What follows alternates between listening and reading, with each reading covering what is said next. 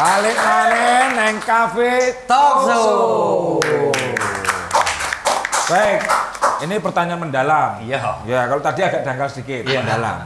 Nah, Pak Dolik, Iya. yang saya tanyakan tadi di segmen sebelumnya, Iya. bahwa kemudian kepesertaan ini kan seringkali mengalami beberapa hal. Iya. Melok 3 bulan, 6 bulan, tiba-tiba dia tidak ikut. Iya. Nah, kadang-kadang mau ikut lagi ki, Pak, ada perasaan, wah, kek, aku ndak ikut lagi yang kemarin ditagih, ini duit dari mana ini? Iya, iya. Ini gimana penjelasannya? Baik, Mas Joko. Jadi di kami BPJS Ketenagakerjaan ini yang sesuai Undang-Undang 24 tahun 2011 itu yang wajib menjadi peserta adalah pengusaha, memberi kerja, kemudian pekerja, termasuk pekerja asing yang minimal sudah bekerja 6 bulan di Indonesia. Seperti itu. Iya. Nah, kalau kepesertaan itu hanya ketika masih bekerja saja. Oh. Jadi contoh ini, contoh aja ya, Calondo di sini kerja 1 tahun. Kemudian suatu ketika kok sama istrinya suruh keluar aja, suruh ngurusi anaknya, istrinya yang bekerja, contoh. Nah itu ya, ketika nanti terus 1 tahun lagi kok pengen kerja lagi, ya mulai dari nol, mulai dari awal iurannya. Tidak ada istilah piutang. Ketika perusahaan itu melaporkan dan ditagih, Pak ya, karena dianggap dia tidak bekerja, gitu ya. Jadi ketika bekerja saja, tapi kalau sudah merasa tidak bekerja dilaporkan, ya tidak perlu membayar iuran, kan kayak gitu. Gitu ya. Kalau masalah lupa atau memang kan kadang kan pasang surut tuh Pak. Iya. Main bayar terus bulan depannya enggak, dia masih bekerja mandiri, dia masih bekerja, tapi lupa membayar atau memang tidak ada uang untuk membayar, katakanlah seperti itu. Itu gimana? Apakah ada sanksinya? Kalau ada sanksinya seperti apa itu Pak? Iya, kalau di mandiri beda lagi. Kalau tadi yang saya sampaikan ada yang di penerima upah yang formal. Itu kalau tidak ada laporan dari pengusahanya, itu ada yang namanya denda. Tapi beda dengan yang bukan penerima upah. Bukan penerima upah ini ketika pernah ikut 3 bulan, kemudian lupa atau memang sengaja memang sudah tidak bekerja, ya itu otomatis kalau tidak ada laporan pun di kami akan tertutup, tidak ada tagihan lagi. Tapi kalau ada risiko, ya tidak ditanggung. Ketika aktif 1 bulan membayar, ada risiko, maka kewajiban BPJS Tenagakerja untuk membayarkan. Tetapi apabila dia tidak lalai membayar, juga ditagih BPJS, tapi close gitu ya. Otomatis. Berlakunya Pak, misalkan kayak pekerja mandiri gitu ya, yang bukan penerima upah. Dia karena tertarik melihat tayangan ini, wah iya yo, ternyata dalam bekerja pun siap, nggak ada orang yang pengen mendapatkan masalah atau musibah. Betul. Tapi ini kayaknya enak juga kalau di cover. Kemudian dia mendaftar. Sekarang dia mendaftar. Apakah itu langsung berlaku atau nunggu bayar ketiga, keempat, kelima, ngoten? Ya, kalau di BPJS Ketenagakerjaan, mulai perlindungan ada mulai dari pembayaran pertama.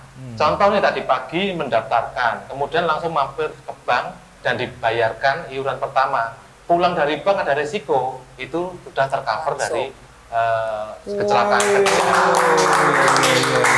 Jadi kan kadang ada Pak, kayak ikut asuransi itu kan baru bisa berlaku kalau setelah pembayaran sudah ini.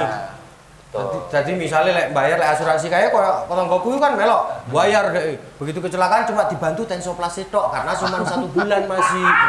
Begitu kedua tambahi betadine. Asuransi apa model ini? Asuransi apa? Tapi kalau ini wah ini menarik jadi sangat menarik sekali dalam cover. Mungkin saya tambahkan Cak Londo ya, karena ini kami bukan asuransi komersial, karena kami adalah badan publik yang dimana memang kita ditugaskan pemerintah memberikan perlindungan jaminan sosial ketenagakerjaan. Kami tidak mencari keuntungan atau non profit oriented kami. Seperti itu.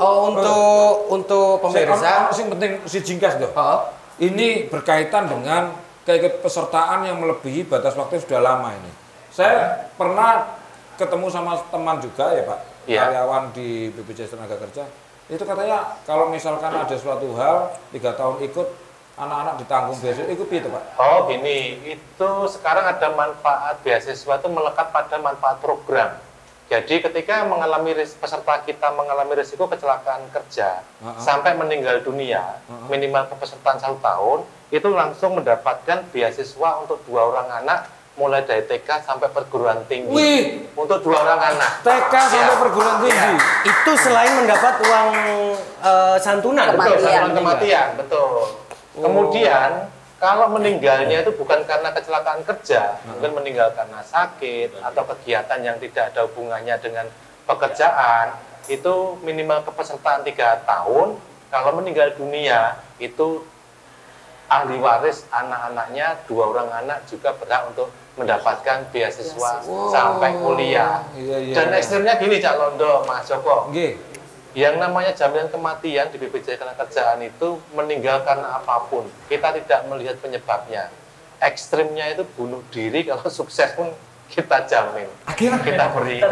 Timbangannya sampai namanya aku. Mending sampai namanya ngajarin. Sukses dulu lah. Ojo lho Rak ya. Sing iki kanca-kanca kameramen ojo lho.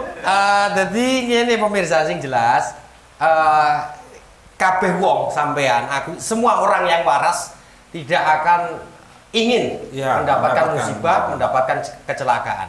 Apa meneh sampean ketika dalam melakukan suatu pekerjaan yang jelas-jelas iku sedekah, maksudnya mencari nafkah untuk keluarga. Nah, gawe jogo-jogo nek sampean duwe kecelakaan kerja, wong sampean yo gak sengaja jenenge apes. Sopo sing kate nanggung?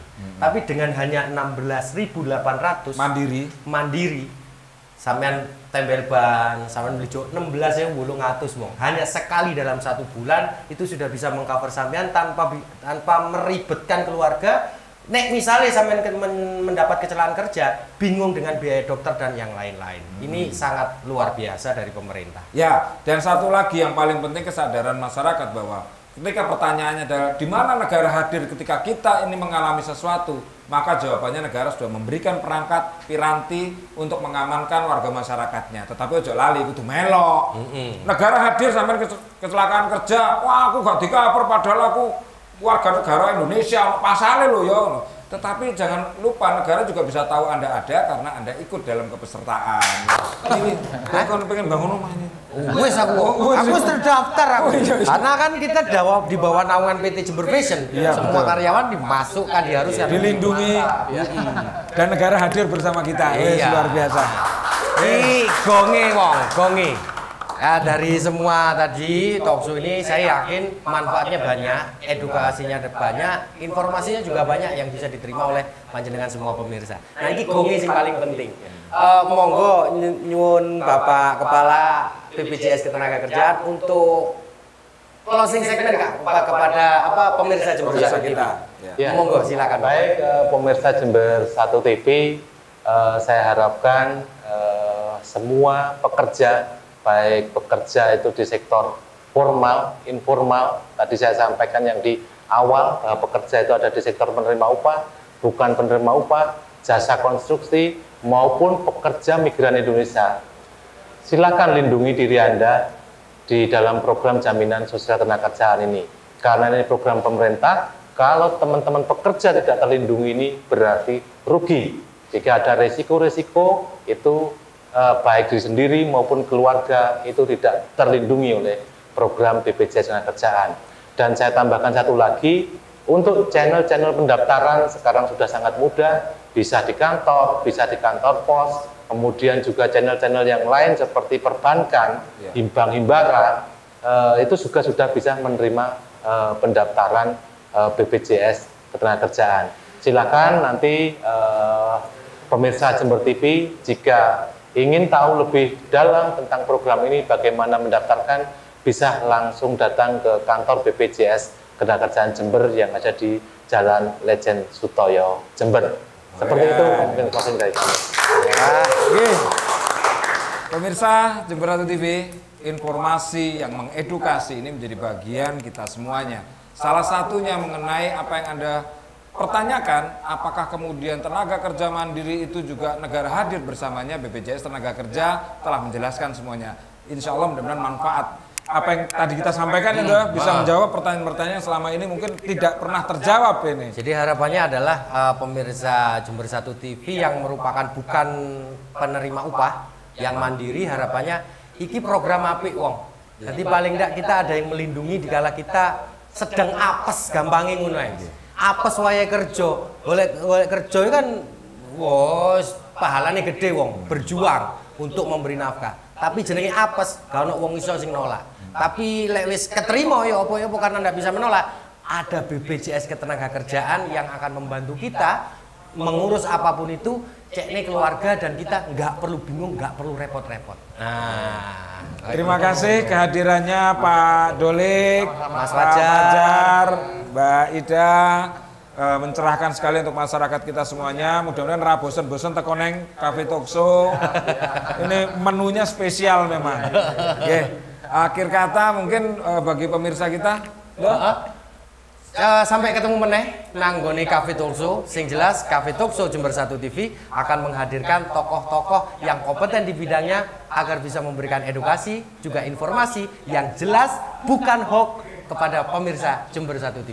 Sampai ketemu meneh nang nggone Cafe Talkshow Jember 1 TV. Wassalamualaikum warahmatullahi wabarakatuh.